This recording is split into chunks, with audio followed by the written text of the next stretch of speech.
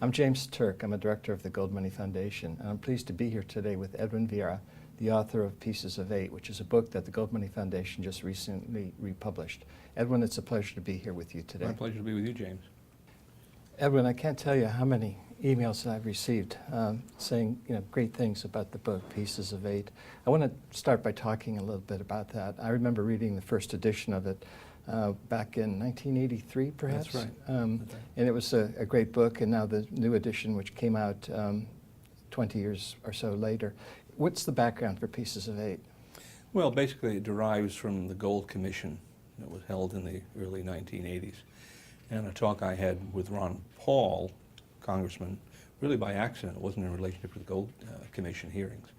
And I asked some of the people in his office whether they happened to have a constitutional study of the role of gold and silver in the American monetary system.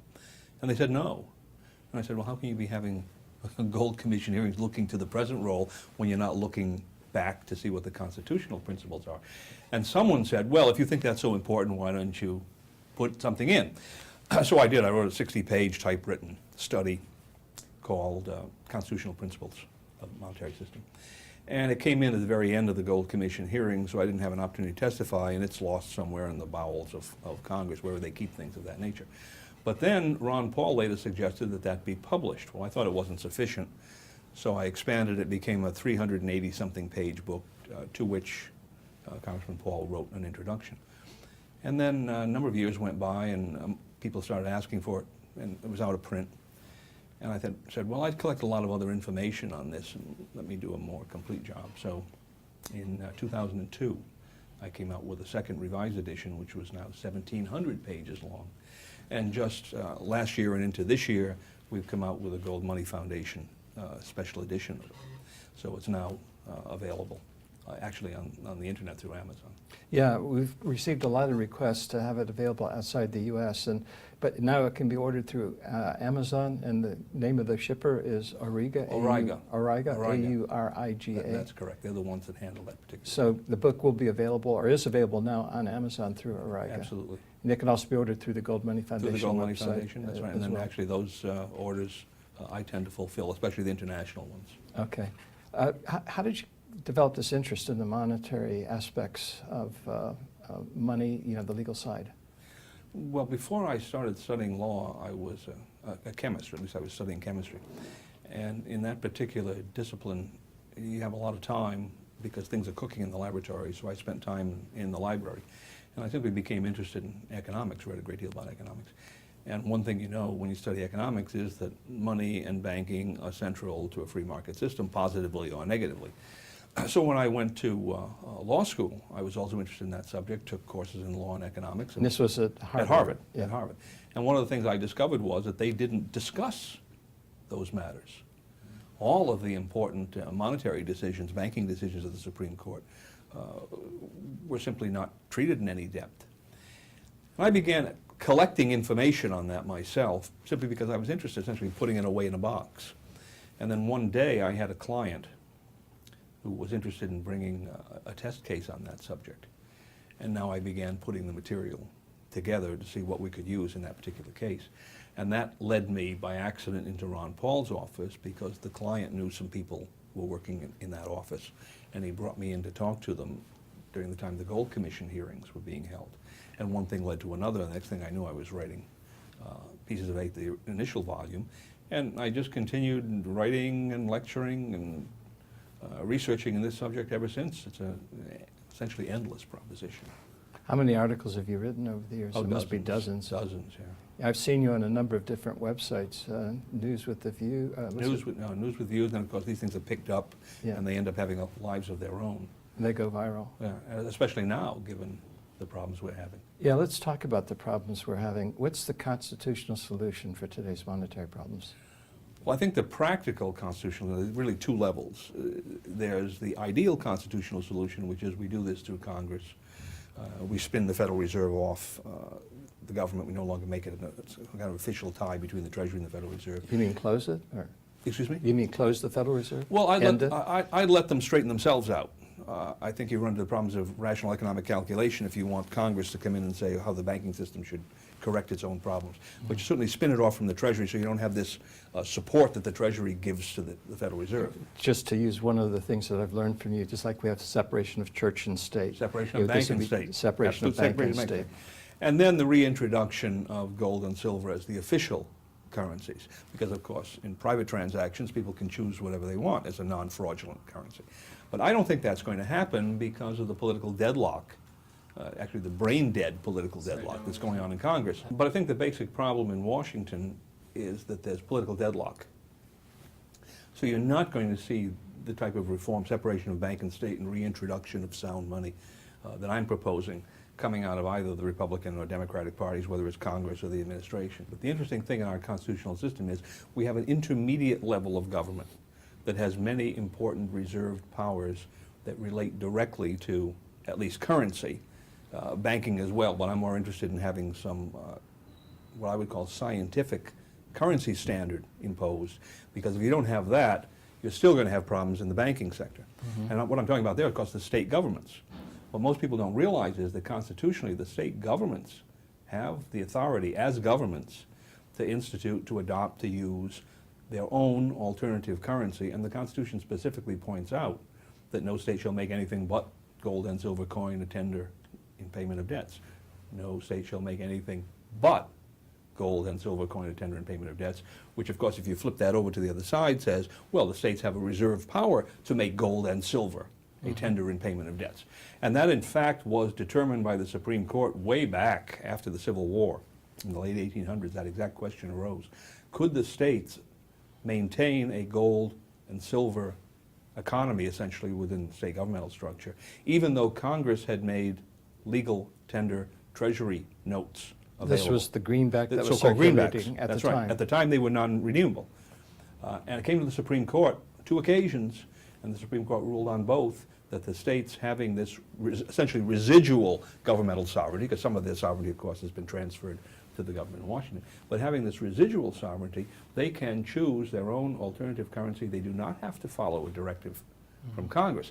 So we have this alternative mechanism for adopting state by state, and then I think it would spread fairly quickly, a sound currency at that level without necessarily having to go for approval, authorization, or whatever to Congress. So we don't have the political will in Washington to go back to a constitutional money, in your view, and that's one that I share with. And given 50 states, it's logical to assume that there may be a half a dozen, maybe 10 states where there are people there who have the political will to go in the right direction by going back to constitutional money. Is that basically that's as you exactly see my point. it? We have 50 shots there, Yeah. 50 different legislatures. And my view is that if 1 or 2 states adopt a sound alternative currency, then the full force of the market is going to be behind that reform. Other states are going to look at this and say, wait a minute, we could do the same thing to protect ourselves against a crumbling banking system, against a crumbling currency system. And you'll begin to see it spread like oil on water. And of course, once that happens, once the full force of the market is behind it, then Congress eventually will have to catch up with it. Yeah. I guess it is spreading, and the original movement was back in New Hampshire, where you were the driving force behind introducing a sound money bill to the New Hampshire legislature. And I was very pleased to play a small part in that role. yes, that's right. Unfortunately, it got locked in committee and never did see the light of day. But what it did do is it showed the way for other states that by adopting that type of legislation, maybe they could have more success in their states than New Hampshire did. Can you just sort of trace the history from when you started in New Hampshire to where that's we are? back about 7 years ago, as I recall, in New Hampshire. And that was a problem of what I would call the political neck of the funnel. And a particular committee, and some of the people on that committee that did not want that issue to go forward. And they were capable at the time of essentially suppressing it politically within the structure, by parliamentary means. However, the genie got out of the bottle, as it were, through the internet. And that idea was picked up in Indiana, it was picked up in Colorado, it was picked up in Missouri, and a number of other places. In Montana, in fact, first it was submitted to a committee, died in committee. Last session, it went to the floor of the House. I think it lost 46 to 52, pretty close. So I would suspect that the next time in Montana, there will probably be more political force to see that pass in at least one house, because I can't imagine the economy is going to become any better in the next 2 years. I know that a similar bill has been proposed in South Carolina. There was a bill dealing with gold coinage as opposed to electronic currency, which I was favoring in Georgia. Virginia had a bill, didn't get out of committee in the last session, but it's going to be put in this fall in the next session. Texas, they're talking about the same thing. So there are a number of states where there is great interest, and it's gotten to the point, at least in one or two of them, where it's come to a vote in the committee, or in Montana as the example, on the actual House floor. So I think, as I say, the genie is out of the bottle on this. And it's simply a matter of people taking a look around and saying, wait a minute, we have a serious economic problem, can't be solved in Washington. How do we protect ourselves against it? And here's at least an approach. Let me not say an answer, but it's an approach. So that's the core of the idea, that if there are problems with the dollar, there is an alternative currency available for people for use within that state to transact with one another. Because the history has been that when a currency collapses, the economy is destroyed as well. This way the economy can continue with the alternative currency, which of course would be constitutional-based money. That's right, and I look at this in a sense as an insurance policy. I mean, I've been driving for years, and I have yet to hit the little blind girl in the wheelchair in the crosswalk. But that doesn't mean that I don't keep $300,000 to $500,000 of personal liability insurance on my car. Same situation here.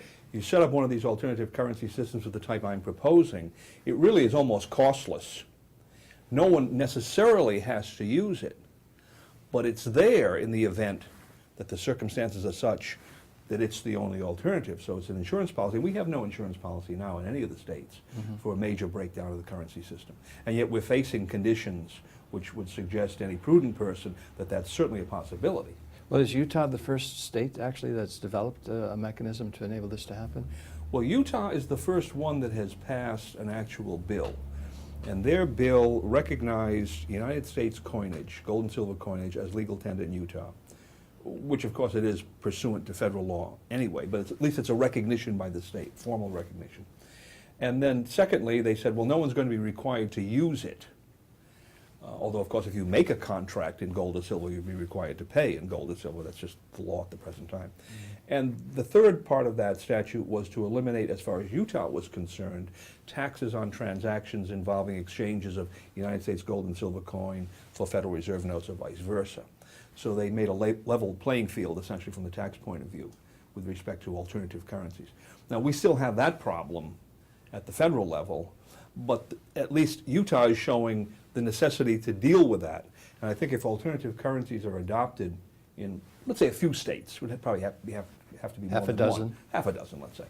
That at that stage, the treasurers in those states are going to go to the U.S. Secretary of the Treasury and say, look, we have to make an accommodation here. We have to correct in some way the federal tax approach to this so that our state alternative currencies can go forward. Because if we don't do that, then we, the states, are going to take this issue to the Supreme Court, where we have the ability to bring a case in the original jurisdiction of the Supreme Court. That means directly in the Supreme Court, which I imagine would be a very high-profile political piece of litigation. What is the authority that enables the federal government to tax what is constitutional money? Well, they shouldn't, because this is an exchange. If you assume the Federal Reserve notes are constitutional, we'll leave aside the legal questions with those. Here you have an exchange of one form of United States currency, Federal Reserve notes, for another form of United States currency, the gold eagles or the silver liberties or whatever. And you'd say, well, wait a minute. How can you tax that transaction? And the answer is, well, you shouldn't be able to, because if these things have been called dollars and these things have been called dollars, then legally they're equal. Now, what the taxing people say is, oh no, there's an economic distinction between them. A $50 United States gold coin is obviously worth more economically than a $50 Federal Reserve note. And therefore, we, the taxing authorities, say that we can tax an exchange here where there's a gain. I guess they give people losses too, but primarily where there's a gain. But interestingly enough, this particular question was decided by the Supreme Court, again, right after the Civil War, because you had the legal tender greenbacks, irredeemable in gold, circulating side by side with the gold and silver currency. And there was a case called Thompson versus Butler. Gold clause contract was involved. Butler won, and he had a judgment for more than $5,000 payable in gold. He wanted to prevent that case from being appealed. And at the time, the rule was that if a case was not worth more than $5,000 in issue, then the Supreme Court did not have jurisdiction to hear the appeal. So Butler reduced the value of his own judgment to exactly $5,000. Well, that didn't stop Thompson. He filed his appeal papers anyway, and the Supreme Court threw it out and said, wait a minute, yes, we understand that economically speaking, $5,000 in gold is less, or there's more paper money than for $5,000 in gold. However, Congress has chosen, for whatever reason, to call both of them dollars. And therefore, we can't choose between them. Monetarily, there is no difference. So the principle's already been established, but for some reason, well, I understand what the reason is, for income reasons, right, for revenue reasons, the taxing authorities take this other position. It will be interesting to see, though, if you had a state with an alternative currency, how that would stand up in the U.S. Supreme Court. Well, they would have to go back to the precedent, which is the That's Thompson right. versus Butler, They have to go back to their own precedent. And that precedent simply takes account of the fact that Congress has this authority, and if it calls this a dollar, and if it calls this a dollar, legally, what's the difference between the two? Yeah. You know, the thing I find interesting is that, let's assume I'm going to go to London for a month, and I need 10,000 pounds for spending for a holiday there. And I buy my 10,000 pounds, and I spend $16,000, exchange rate of $1.6 per British pound. And then 3 months later, I go to the UK and start spending the 10,000 pounds that I bought before. But the exchange rate when I'm there is actually 1.8. So I'm actually spending $18,000 of purchasing power at those exchange rates, which I had actually bought before. But because I'm spending the money, there's no taxable event there. So I like to distinguish between, am I holding something for spending, or am I holding something for capital gain? So the other point of view would be, if I bought the 10,000 pounds with a view to profiting from and speculating on the exchange rate movement, and I sold those 10,000 pounds and got 18,000 pounds back, maybe one could argue that that's a capital gain or an investment. But the prior example that I used, I'm spending those pounds, there's no appreciation there, or there's no taxable event, in my view. Well, I would accept the capital gain concept if you're taking United States currency and you're purchasing foreign currency or vice versa, and playing that market, right? Playing the exchange Right, rates. playing the exchange rates there for the purpose of quote-unquote investment. Or speculation. Or speculation. But if you're dealing with United States currency versus United States currency, theoretically, and actually as a matter of law, equal purchasing power is supposed to be the standard among all forms of the United States currency. In fact, the Secretary of the Treasury is required by law to exchange gold certificates with the Federal Reserve in order to maintain the equal purchasing power of all forms of the United States currency. That's an exact quote. Yeah. All right? And you know what the standard is for that exchange? 42 2/9 per ounce of Oh gold. yeah, 42 42 $42.22. 42, right, the exactly. irrational number. 42 2/9. Right? So obviously the Secretary of the Treasury is not doing his job there, or the Federal Reserve is not doing its job, or the two of them not doing their job together. Right? So if there is a speculative aspect to different forms of the United States currency, we have to trace it back to the Treasury. It's the Treasury's problem. So here we have a situation where the Treasury is coming to people and saying, look, we're going to tax you on an appreciation that is caused by the failure of the Secretary of the Treasury to perform his duty. I find that rather ironic. Yeah, it is terribly ironic. Does that authority to the Secretary of Treasury come from the regulate the value thereof clause of Article 1, Section 10? Well, ultimately, regulate the value thereof of Article 1, Section 8, Section 8, Clause 5 yeah. of Congress's power. And you can trace it back to the 1933, 1934 legislation under Roosevelt. That was the... Well, first they had the gold seizure, and then they removed the gold clause contracts, and then they had the Gold Reserve Act of 1934. And that's the tie-in. All the gold was seized, put in the national gold stockpile, and then they issued gold certificates to the Federal Reserve, so there's a gold certificate account the Federal Reserve has. And supposedly the Secretary of the Treasury is to maintain this balance by buying and selling gold, because the Federal Reserve can also buy and sell gold. And there's his statutory requirement. And for a long time it was $35, went up to $35 under Roosevelt. It was $35 until 1971, and then you had the series of acts that eventually brought it up to 42 2/9, where it's sat since sometime in the 1970s. But during that whole period of time, certainly up to when it was $35 an ounce, Yeah. well, you had no problem because there was this redemption going on. But when they stopped in 71, the redemption, now something else had to be done to maintain whatever that equilibrium figure was. And quite obviously, it hasn't been done, because what's the price of an ounce of gold in the marketplace today? 1,500 and something? And that's bullion, not even coinage. Right. Coinage would have a slight premium Yeah, because slight of the premium, fabrication that's costs right. and everything involved Right. in it. No one has called the Secretary of the Treasury on the carpet, No. though, for decades. Why not? No. Well, I don't know. Maybe they thought this is one of those losing arguments. But I bring the issue back to the states. You have half a dozen of the states set up an alternative currency, and the Treasury then says, well, we're not going to recognize, we're going to continue to tax this or whatever. They're going to give them some kind of trouble. And the states say, well, fine, you don't want to negotiate this. We're going to take this to the Supreme Court of the United States, original jurisdiction, which means we get in right away. Supreme Court becomes the trial court. And we're going to raise this issue, among others. And let's see where that goes when the public is now finally recognizing that you have a collapsing currency. Which way is the Supreme Court going to go when the states are saying, well, this is the alternative going to save us economically, and the Treasury is saying no on the basis of essentially rogue action because they're not following their own statutes? Yeah. Is this actually a way to develop competing currencies without actually having a specific piece of legislation allowing currencies to compete with one another? Well, that's actually my hope. What will happen, the state sets up an alternative currency for its own use, its own citizens' use. And it's an alternative currency. I'm not proposing that the states say that Federal Reserve notes can no longer be used or that private transactions couldn't be made in euros or whatever. This is an alternative currency, and the state, to some degree, at least initially, will start using it for its own purposes. And then, once it's available to people, competition sets in, because now they'll actually have a choice. And if they're watching a crumbling Federal Reserve system and a highly depreciating paper currency, here's the option.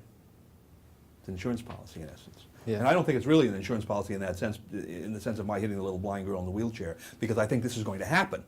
Right? This is essentially a sure bet. But our problem now is we have no such alternative.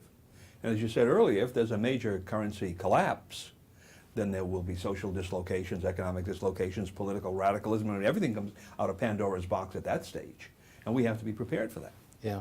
And the scary thing is that when there is a monetary collapse, you can go either the right way, like America did after the collapse of the Continental, or you can go the wrong way, which is perhaps what Germany did after the collapse of the Reichsmark in the 1920s with increasing fascism. Well, I don't know you, James, but the only example that I know of where you had a collapsing currency, political instability, and so forth that led to what we would consider to be sound government was the American experience. Yeah, that's the only one I I'm think aware the only of as one, well. I think, in history. Yeah. Whether we do it again the Yeah. second time when the dollar collapses or not. only Well, pretty time will tough tell. odds. I mean, if you don't have, what are the odds on it happening twice?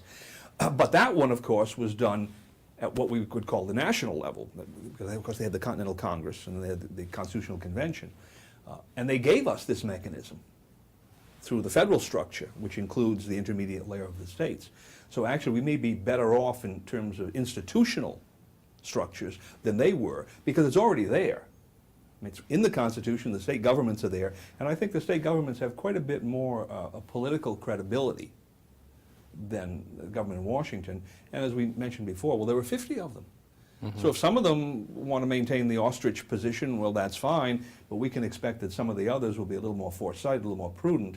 And I think once that happens, and you actually have the ability to have competing currencies, because now the state's a pretty big institution economically, most of them. They play a fairly large financial role in their economies. Once that's there, I think the average person knows his own interests, if he has the institutional ability to take that action. Does this also have potential implications for restructuring the political system, putting it back more like the framers of the Constitution intended, that a true federalist system rather than a consolidated power in Washington, ruling the country, have a more confederate type of system where the different states reserve to themselves, use those powers that have been reserved to themselves rather than relying on Washington? Well, I think this might very well be the beginning of that, because once they recognize that they can take this kind of action, really that they're duty bound to take this kind of action to protect their own citizens, but once they recognize that they can do that and they are not really dependent upon Washington, then there will be other areas of reserve powers into which they'll move. I think that's just natural. Right now, the problem I've seen, practically speaking, is so many state legislators assume that currency reform, alternative currency, competing currencies, whatever we're going to call it, is not something within the ken of the state government. They're It's just something- not informed. Right, it's something reserved. The Federal Reserve is supposed to handle this. U.S. Treasury is supposed to handle this. We in the state aren't supposed to handle this. First thing is to point out that, well, here's the Constitution. No state shall make anything but gold and silver coin, tender, and debts. Here are these Supreme Court decisions. Here's the ability for you to do it within the context of your legal authority. Here's your legal duty to do something like this, because ultimately you have what's called the police power, which is designed to protect the health, safety, and welfare, economic as well as medical or what have you, of the population. So you have the duty, you have the constitutional authority, there's a practical way for you to do it, and if you wait, you're not going to get the kind of action you expect out of Washington. In fact, it's probably going to be more of the same or worse. So this problem's not going away. And you people at the state legislature, you have the responsibility. And the question I ask them, Virginia, for instance, I was talking to some Virginia legislators a while ago. I said, if the Federal Reserve System collapses, we go into some kind of hyperinflationary event where the currency becomes next to worthless, what will the Commonwealth of Virginia, as far as its government, and what will the citizens of Virginia use as their currency? And then you see the little light bulb go on in their head because they realize, well, there isn't anything else. Mm-hmm. So what's going to happen? Oh. And then the next step is, well, it's up to you. Right? You're in the legislature. You've taken this responsibility politically. You're holding yourself out to the public as having the competence. Now let's see the prudence. And given the backdrop of continuing financial problems, not just in the United States but globally, it's giving people the understanding that they need to act, to have that backup safety net just in case. Mm-hmm. I think so. And when we talk about competing currencies, as I like to say, any little girl in Bangladesh that walks by an internet cafe and looks in the window can see people all over the world talking about competition in currencies, alternatives to the Federal Reserve. Federal Reserve no longer the world reserve currency, whatever. They have all sorts of different ideas, but they're all in synchronization on that particular fact. Something has to be done. Russia, China, South Africa, run down the list of these countries, Brazil, right? Why aren't we thinking about it here domestically? Mm-hmm. This is, as it were, the eye of the storm. This is the focal point. This is our Federal Reserve System. Well, what's happening internationally, in my view, is people are thinking about it and they're seeing gold reemerging as a form of currency. That's right. That's their protection against, what they see as the potential or probable collapse of the dollar at some point in time if the U.S. government doesn't get off of this road of more debt and more deficits and put some discipline on spending. So if people are seeing that internationally, isn't it sort of logical that the state governments should also be seeing gold and silver as the natural alternative? Well, that's the point I make to them, Yeah. especially given that there's the Constitution. And what does the Constitution say with respect to their reserve power? Yeah. Let me ask you, I know you've written an awful lot about the constitutional authorities for state militias. What is the link between militias and sound money, constitutional sound money and constitutional militias? Well, the purpose ultimately of the constitutional militia is to maintain every form of what we call today homeland security within each state. And then the militia have certain duties to the national government if they're called forth by Congress. Leave that aside. But certainly within each state. And one aspect of homeland security has to be economic security. If you don't have a sound economy, forget everything else, right? You're down the drain. What we don't have in any state today is a militia structured the way the Constitution really requires. So I have been promoting that revitalization across the board because there are a number of things that need to be done. But one of them, of course, is economic security. And the reason I promote the militia for that is if we had a constitutional militia, every member of it could be required to have one of these alternative currency accounts as part of his militia homeland security duty. Preparation. Preparation. Just in case. Right? He wouldn't necessarily have to use it if he didn't want to use it, but he'd have to have it. And secondly, of course, you have the businessmen. They're all members of the militia too. And they would be required after some number of days, after the system was up and running, to post alternative prices for their goods and services in the alternative currency. Once again, they and their customers would not necessarily have to use it, although I suspect they would start using it pretty soon. But there it would be. And my estimate is that if you pass one of these statutes, within 60 to 90 days, you could have all of this set up. The institutional structure would be there. If people wanted to use it, fine. If they didn't, that's fine too. But I expect that the circumstances would be such that they'd start using it pretty quickly. And then if you have competition between sound currency and a rotting vegetable currency, if you will, Well, Gresham's law is going to work in reverse, right? Yeah, the good money will drive Good out money the will bad. drive the bad money out of circulation, and then this will put pressure, because I don't want to abolish the Federal Reserve, I think that's a much too complicated problem, but it will put pressure on the banking system and on Congress to restructure their act. Because now the states and the population of the states, and what's that? That's the total population of the country ultimately, right? Other than the District of Columbia, they can walk away from the Federal Reserve System. So this is going to be tremendous pressure on that system and on Congress to straighten up their act. Well, let's go back, because I think this ties into the point we were talking about earlier, separation of church and state, separation of bank and state. Is this how you see separation of bank and state evolving? Well, I certainly see separation of currency and bank, if you will, right? We're going to have an official currency of gold and silver. We're not going to be using this debt currency coming out of some kind of banking Because after all, cartel. Congress has the power to coin, they don't have the power to print. To print, right? according They to the certainly don't have the power to Constitution. delegate some kind of power to a banking cartel made up of Yeah, private if interests. they don't have the power themselves, they can't No, delegate. they can't delegate. That's obvious. All right. Well, we can't control them, so we'll put the reform in at the state level. I think that what you would then see developing in the states is a different type of banking system, one that uses the alternative currency, probably one that will generate bankers' acceptances so you can have that short-term credit that's necessary to maintain the economy. Banking in the traditional sense. Yeah, banking in the traditional sense. Yeah. And with a scientifically based monetary standard. Right? Because an ounce of gold is an ounce of gold is an ounce of gold wherever you are Right. in the world, right? Which is essentially very important, because that provides the means of communication, economic calculation, which is the basis of society, when we go into the Exactly. marketplace to fulfill our needs and wants. And I don't see how you can have a structure of rational economic calculation with a non-rational monetary unit, Which is what we have. which at is the what we moment. have now. Yeah. We have a debt-based political money, which by hypothesis is non-rational because it's driven by all sorts of political interests that have no eventual tie-in back to the marketplace. There's no actual link, unbreakable link. Whereas gold and silver, there's the unit, there's the market tie, there's the element of rationality as far as we can get it within a market system. So this actually, addresses the point that I think a lot of people in the country intuitively understand, that the monetary system as it exists today serves the interest of, certain powers, but doesn't serve the broad, sweep of the nation, and surely not the middle class, who really don't understand necessarily what's going on in terms of the debasement of the currency. I think that's correct. I think our major problem over the years has been the loss of what I would call the aperceptive historical mass of knowledge about money and banking, and then the willingness of people, almost robotic, to accept ideas, directives, propaganda coming out of Washington. But of course now the screw is being turned economically, and there's that old saying attributed, I think, to Samuel Johnson. Nothing focuses a man's mind more than his impending hanging. Right? So as the economic screws continue to tighten down on people, they're going to be looking around for answers, and they're certainly not getting those answers out of Washington. So it's not too surprising we see a Tea Party movement as a consequence? I think that's right. Yeah. And I think that's going to become one of the issues that breaks up this two-party oligopoly, the currency issue. That eventually we're going to get back to you remember the turn of the 20th century, 1890s into 1900 and then all the way to 1913, money and banking were on the front pages of newspapers. They were being discussed in union halls by your blue-collar workers, right?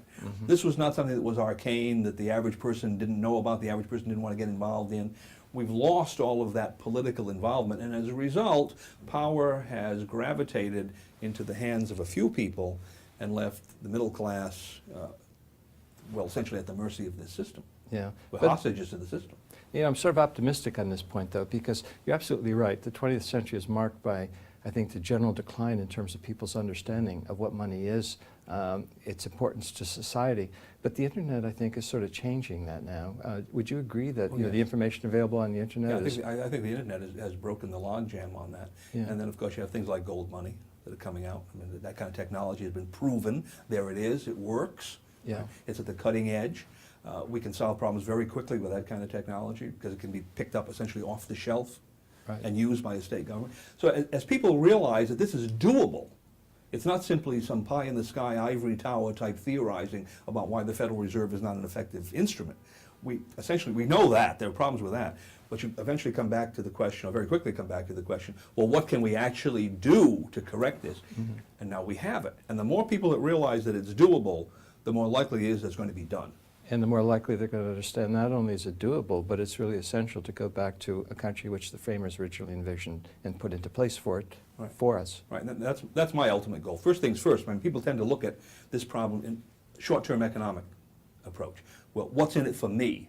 We say, well, what's in it for you is financial protection against this tidal wave that's coming in. Next step, state governments begin to reassert their authority. Next step, we actually make the federal system work. And less power, or power is drained from Washington, and it comes back to the states and to the people. And it can be done first through currency, simply because we have the context now to do it there. In your assessment, you know, we're moving pretty rapidly in terms of the problems with the dollar, the growth of the debt, you know, the federal deficits. We've got national debt issues coming up. They're trying to increase, you know, $2 trillion to carry it through to the November 2012 election, which in my view is just kicking the can down the road and showing that there's no political will to solve that problem.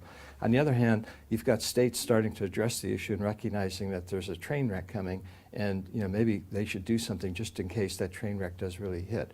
Which is going to come first? Is the currency going to collapse and we're going to have that train wreck, or do you think that people will be able to prudently act at the state level and come up with solutions and maybe even head off that train wreck? Well, I think some states are going to come up with this solution sooner rather than later. I think it's a hope, because I can't be a prognosticator, I'm not Nostradamus, right, before the train actually hits the end of the track.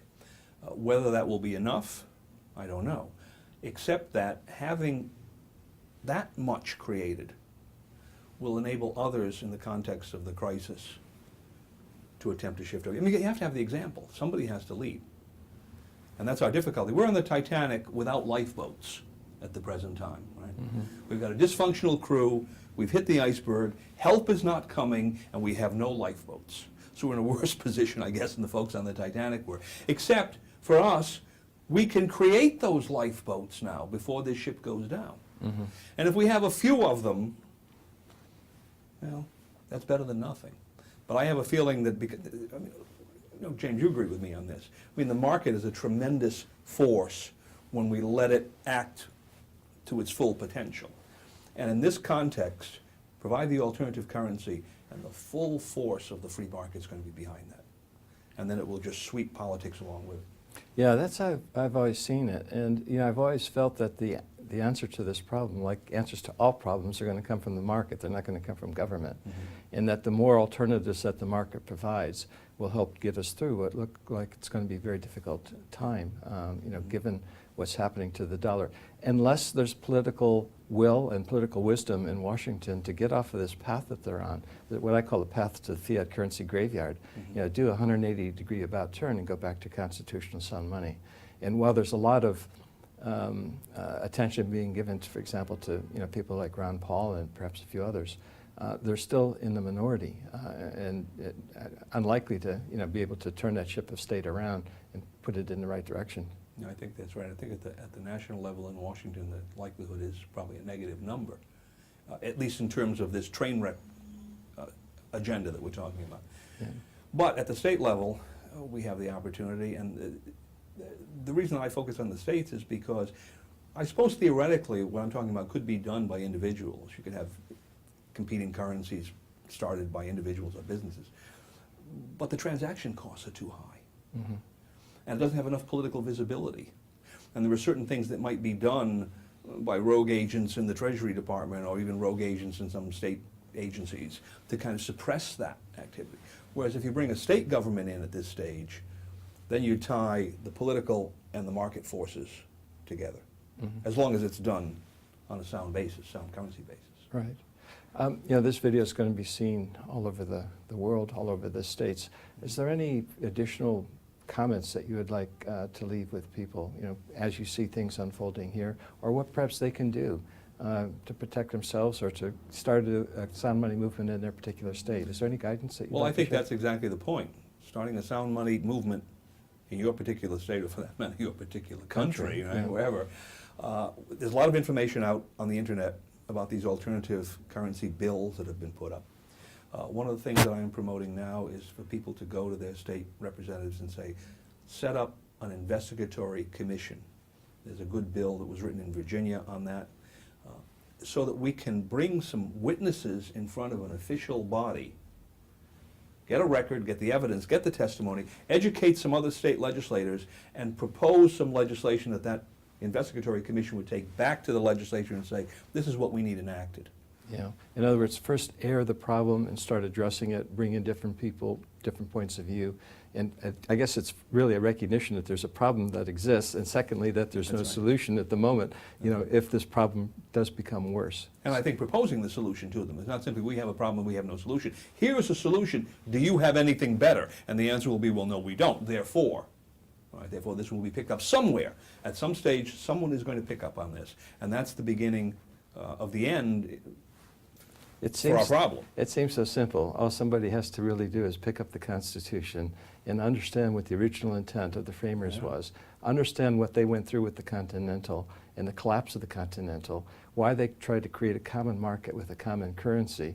And then I would probably also recommend reading the Coinage Act of 1792, which basically puts into practice what the intent was of the framers in the Constitution. It's amazing how simple it is. Of course, they were rather remarkable people, and put an assembly of that type together. But I don't think it's beyond our ability to look back and say, well, of course they did it this way. How else would you want to structure this kind of a system rationally?